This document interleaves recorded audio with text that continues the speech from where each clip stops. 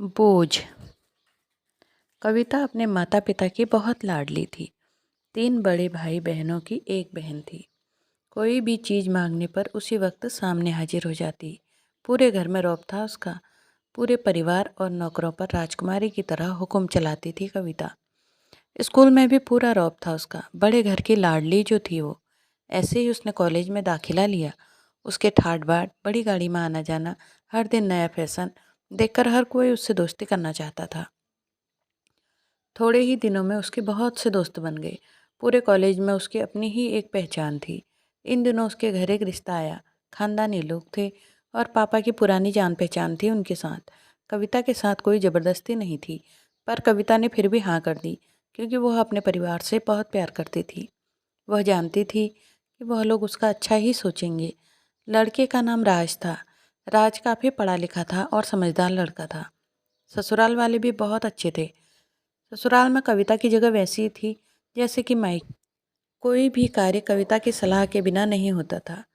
सबकी लाडली बहू बन गई थी वह। फिर उसके घर एक बेटे का जन्म हुआ। राहुल कविता को जान से प्यारा था। पोता पाकर ससुराल वाले तो फूले नहीं समाते थे। कविता कभी कभी सोचती कि उसकी किस्मत कितनी अच्छी है। उसका हर अपना उसे कितना प्यार करता है। चाहे जीवन में कैसा भी समय आए, मेरे अपने हमेशा मेरे साथ हैं। मैं कभी अकेली नहीं हो सकती। कितनी खुशकिस्मत हूँ मैं। पर शायद कविता की खुशियों को उसकी अपनी ही नज़र लग गई। एक दिन वह मायके जाने की जिद कर बैठी। राज को बहुत काम था, लेकिन वह फिर भी उसे ले गया। रास्ते में उनकी गाड़ी अन्य गाड़ी से टकरा गई। कविता, राज और राहुल बहुत बुरी तरीके से जख्मी हो गए।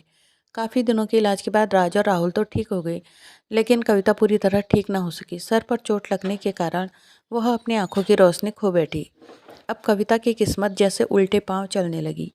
मायके वाले कुछ दिनों तक उसे मिलने आते रहे, फिर कभी कभार फ़ोन ही करके पूछ लेते कि अब कैसी हो।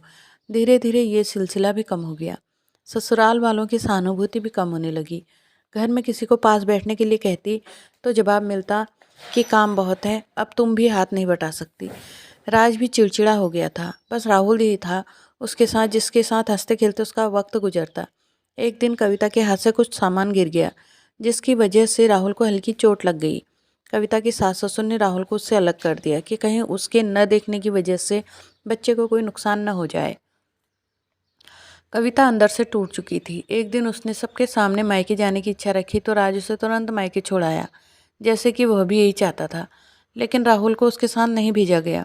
कविता कभी राहुल से दूर नहीं रही, पर अपनी कमी के कारण उसने ज़्यादा बहस नहीं की। कविता को लगा कि वह 3-4 दिन वहाँ रहेगी तो थोड़ा हवा पानी बदल जाएगा, क्योंकि वह कितने दिन से कहीं बाहर भी नहीं गई थी। घर वाले भी इतने दिनों बाद उसे देखकर कितने खुश होंगे। कविता के घर पहुंचने पर सब लोग बहुत खुश हुए। खाने में सब कुछ कविता की पसंद का बना। उसने अपने मम्मी पापा और भाई भाभीियों से दिल खोलकर बात की। उनके छोटे छोटे बच्चे भी बुआ के साथ घुल मिल गए। रात को सोते वक्त जब वह कपड़े बदलने लगी तो उसे पता चला कि उसका बैग तो बहुत भरा हुआ था। वह सब समझ गई और बहुत उदास हो गई। कुछ दिनों तक तो सब ठीक रहा, पर फिर जैसे सब बदलने लगा। सबका व्यवहार बदल रहा था। वह लोग जैसे थक चुके थे उससे। सब लोग घुमा फिराकर पूछने लगे कि राज कब आ रहा है उसे ले जाने। वह बहाना बना देती, जबकि वह जानती थी कि उस घर में उसके लिए अब कोई जगह नहीं। कविता से चलते वक्त कुछ न कुछ नुकसान हो जाता। थोड़ी बहुत टोकाटाकी उसे सुनाई देती, पर वह टाल देती। एक दिन उसके हाथ से लगकर एक कीमती फूलदान टूट गया। छोटी भाभी ने बहुत हंगामा मचाया।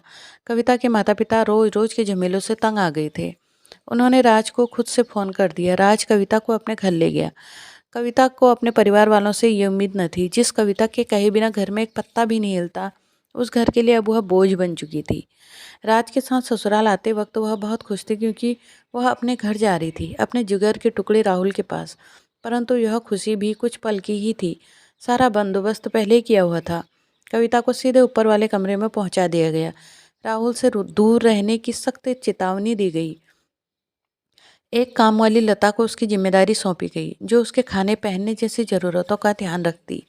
कविता ज़्यादातर चुप ही रहती। कभी कभी काम वाली लता से थोड़ा बतिया लेती। उसके जरिए राहुल का पता चल जाता। सब कविता पर ध्यान देने से ज़्यादा अपने अपने काम पर ध्यान देने लगे। कविता भी अब सबसे कुछ कम ही उम्मीद रखती, क्योंकि अब उसकी ज़िंदगी में उजाला नहीं, सिर्फ अंधेरा ही था। उसने भी नियति का इशारा मानकर समय के साथ बहना ही ठीक समझा, क्योंकि सबकी लाडली बेटी और बहू अब शायद सबके लिए लाडली न होकर एक बोझ बन चुकी थी।